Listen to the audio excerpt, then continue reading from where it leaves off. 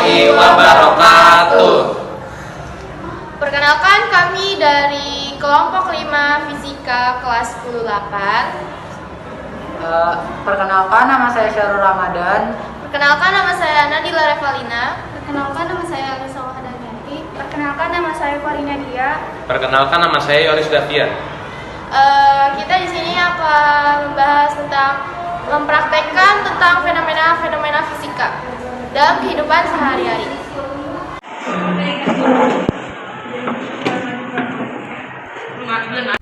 Jadi, contoh fenomena fisika dalam kegiatan sehari-hari salah satunya yaitu mendorong bangku atau menarik bangku. Di saat kamu mendorong bangku, kedua kaki kamu menginjak lantai ke belakang untuk menyangga bobot tubuh kamu, yang mana akan menghasilkan gaya dorong untuk menggerakkan bangku tersebut. Fenomena ini menjadi contoh dari adanya gaya. Faktor tarikan dan dorongan juga mempengaruhi gaya suatu benda. Contohnya seperti mobil yang sedang mogok akan bergerak apabila ada orang yang mendorongnya dari belakang. Sebuah ember di dalam sumur tidak bisa bergerak ke atas apabila talinya tidak ditarik. Fenomena ini menunjukkan bahwa tarikan dan dorongan mempengaruhi gerak benda. Nah, untuk mengetahui faktor-faktor yang mempengaruhi gerak suatu benda, bahwa gerak suatu benda dipengaruhi oleh gaya dan gravitasi bumi dan tarikan atau dorongan pada suatu benda. Jadi, pengertian gaya gravitasi adalah gaya jatuh ke bawah. Artinya, gaya gravitasi bumi inilah yang menyebabkan setiap benda bergerak jatuh ke bawah. Contohnya, ketika kamu melempar bola voli ke atas, maka bola tersebut akan kembali ke bawah karena adanya gravitasi bumi.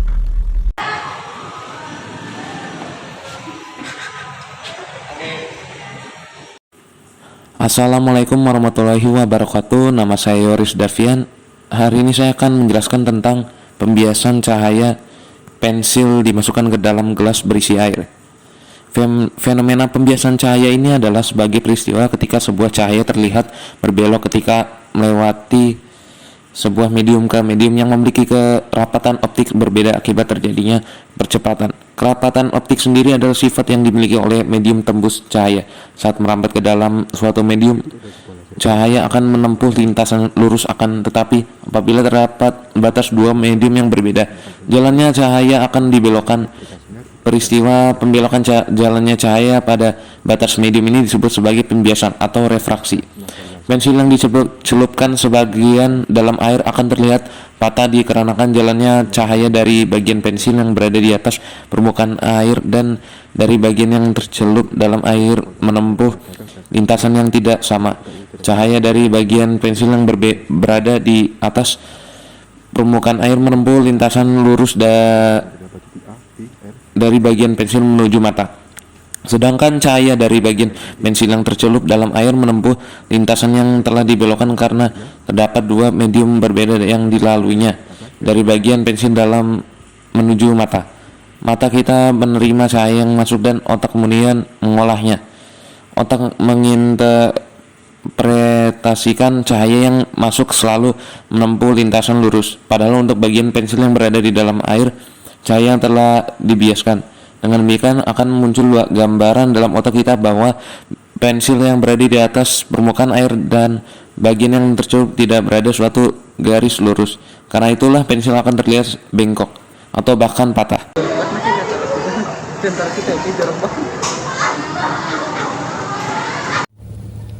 Assalamualaikum warahmatullahi wabarakatuh. Nama saya Korina Dia. Di sini saya akan menjelaskan tentang fenomena sabun. Terbentuknya busa pada sabun yang kita gunakan adalah karena adanya agen pembuat busa di dalam sabun. Agen pembuat busa ini kebanyakan dihasilkan oleh bahan kimia bernama amonium lauryl sulfat yang juga berfungsi sebagai surfaktan. Surfaktan ini fungsinya adalah untuk mengurangi tegangan permukaan air, sehingga bisa memecah minyak atau sebum pada kulit sehingga tubuh menjadi bersih. Bagaimana busa dan gelembung terbentuk? Saat sabun dibasahi menggunakan air, maka kedua ujung tadi akan tertarik ke arah yang berbeda, yaitu ke udara dan ke hal-hal yang membuat tubuh kita kotor, seperti minyak dan debu. Saat kedua ujung sabun ini bergerak ke dua arah yang berbeda, maka akan ada lapisan tipis yang terbentuk.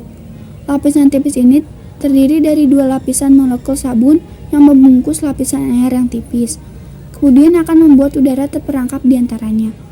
Selain itu, sabun juga mengurangi tegangan permukaan air yang membuat lapisan tipis yang terbentuk mengambil bentuk terkecil yang mungkin dibuat agar udara bisa berada di dalamnya. Hal ini menyebabkan busa dan gelembung selalu berbentuk bundar. Terima kasih.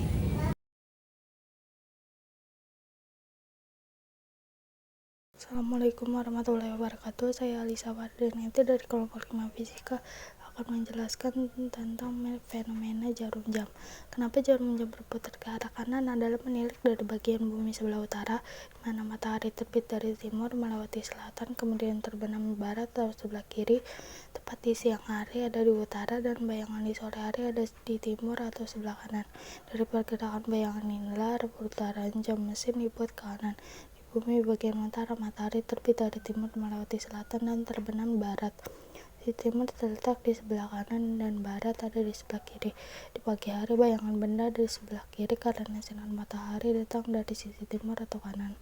Di sore hari bayangan benda di sebelah kanan karena sinar matahari datang dari sisi barat atau kiri. Dari situ terlihat bahwa matahari berputar dari kanan ke kiri. Hal itu membuat bayangan berputar dari kiri ke kanan. Perputaran bayangan tersebut menjadi patokan putaran arah jarum jam, yaitu ke kanan. Hello, my name is Nadila Revalina. I will explain about the phenomena suara jam. What is the phenomenon of the sound of the alarm clock?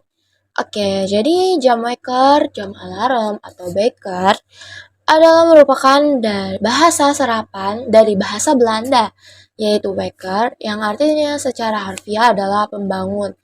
Biasanya jam untuk kamar tidur yang dilengkapi dengan alarm yang bisa di-setel untuk berbunyi pada jam dan menit yang ditentukan. Sadar nggak sih kalau jam wekker pakai konsep mekanika kuantum? Apa sih mekanika kuantum itu?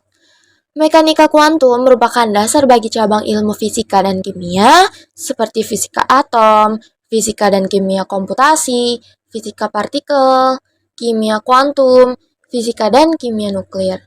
Oke, teori ini sangat penting untuk menjelaskan suatu sistem atau partikel pada skala atom atau yang lebih kecil lagi. Lalu, bagaimana hubungan antar jam wekker dan ilmu fisika mekanika kuantum?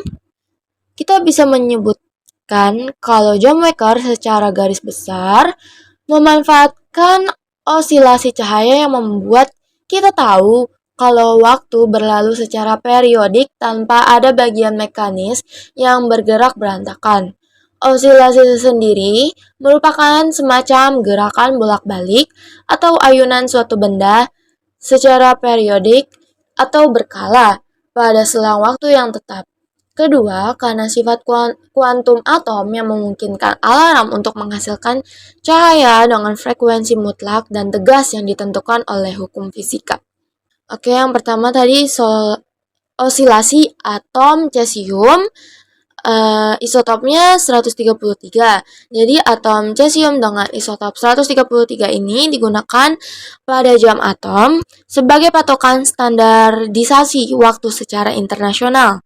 Dengan menggunakan jam atom, maka semua jam di seluruh dunia termasuk Indonesia akan seragam dan akurat. Meskipun selisih waktu antar negara berbeda-beda berdasarkan letak geografis. Jadi 1 detik adalah waktu yang diperlukan atom cesium 133 untuk bergetar sebanyak 3.192.631.770 kali. Prinsip dari jam atom ini bukan didasarkan pada fisika nuklir, tapi melainkan lebih kepada fisika atom. Keakurat jam atom bisa dilihat dari tingkat kesalahannya yang diperkirakan hanya 1 detik setiap periode 1 juta tahun. Tapi dalam penggunaannya memang nggak secara langsung menggunakan fisika kuantum ya. Jadi jam alarm tetap membutuhkan baterai atau jaringan tenaga listrik lainnya. Apapun jenis pembangkit listriknya, semuanya tetap harus berosilasi pada frekuensi yang sama supaya lebih efisien alias hemat energi. Oke, yang kedua ada LED, like emitting diodes. Selain osilasi dari atom cesium, bukti selanjutnya kalau jam waker menggunakan prinsip mekanika kuantum adalah adanya LED. Adanya jenis alarm digital yang layarnya menggunakan cahaya seperti warna merah. LED nggak mendapatkan warna dari tingkat energi atom tertentu, melainkan dari kumpalan besar atom dalam bongkahan semikonduktor padat dan akan bertahan selama transistor standar. Oh ya, kamu tahu nggak sih apa itu dioda? Jadi, dioda adalah komponen listrik yang memungkinkan arus listrik hanya mengalir secara satu arah. Gimana sih caranya supaya dioda pada LED menghasilkan cahaya? Jadi dilansir dari How Stuff Works, cahaya sendiri merupakan salah satu bentuk energi yang bisa dilepaskan oleh atom. Ada banyak sekali partikel berenergi yang disebut foton. Nah, foton tersebut akan dilepaskan akibat adanya elektron yang bergerak. Elektron bergerak di dalam orbital sekitar inti dan elektron dari masing-masing orbital memiliki jumlah energi yang berbeda. Ketika elektron yang membentuk arus listrik melompat dari orbital yang tinggi ke yang lebih rendah, maka akan menghasilkan cahaya. Jadi ketika hubungan antar kedua poin yang tadi, yaitu osilasi atom cesium dan LED berjalan dengan baik, maka frekuensi atom cesium akan menjadi sinyal yang nantinya akan memberitahu LED untuk hidup dan mati sesuai dengan waktu yang telah ditentukan. Ketika kamu mengukur atau mengatur jam waker untuk berdering pada pukul 5 pagi, maka atom cesium akan bekerja dan akan memberi sinyal sehingga LED akan menyala dan berdering pada pukul 5 pagi. Oke, sekarang kalian jadi tahu kan tentang teori mekanika kuantum, tentang apa itu fenomena suara jam alarm. Oke, cukup sekian dari pembahasan tentang fenomena suara jam alarm. Mohon maaf bila ada kesalahan kata atau kesalahan penyebutan. Wabillahi taufik wal hidayah. Wassalamualaikum warahmatullahi wabarakatuh.